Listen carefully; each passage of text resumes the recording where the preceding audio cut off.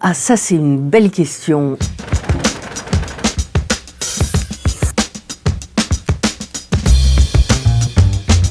Quand on est journaliste, on lit beaucoup. Je commence par le Parisien, je continue par Libé, je vais au Monde. Si j'ai le temps, je lis le reste.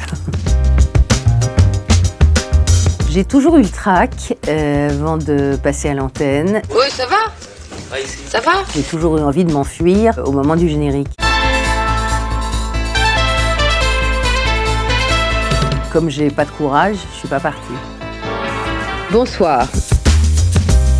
Jacques Delors devait être candidat à la présidence de la République. C'était en 1994. Jacques Delors, je vous repose ma question du début de l'émission. Est-ce que vous êtes, oui ou non, candidat à l'élection présidentielle? Et c'est chez moi qu'il a dit qu'il ne l'était pas. Je suis nulle en sport. Et donc un jour, j'ai interviewé un navigateur solitaire. C'était Tabarly. Il parlait pas. Et moi, j'ai dû meubler. Et ça, c'était affreux parce qu'en plus, j'y connaissais rien.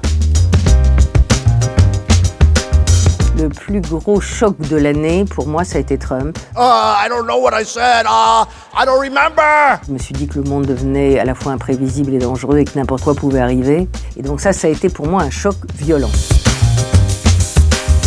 Ça a toujours existé, les fausses nouvelles, les fausses rumeurs. Mais là, Trump l'a érigé en système. You are fake news. Je vous dis, en fait, j'ai une veste rouge.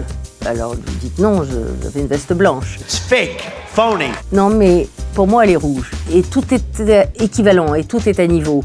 Et ça, c'est extrêmement grave. Apostrophe était une grande émission.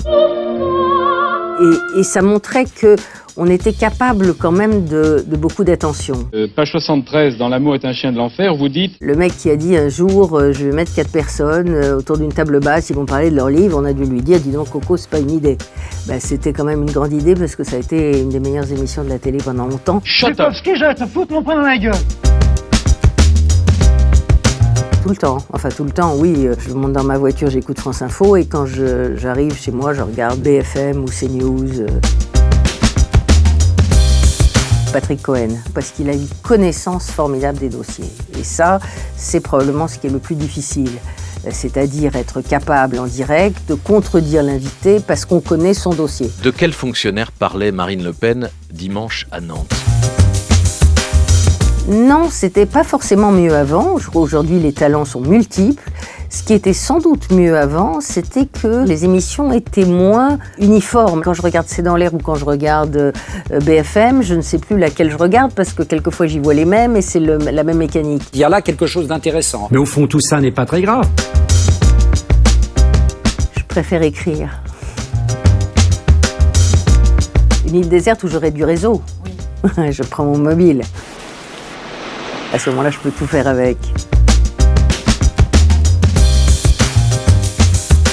Ah, ça, c'est une belle question. Je crois que je préférerais être privée de tous médias parce qu'au moins, je me ferais mon opinion toute seule.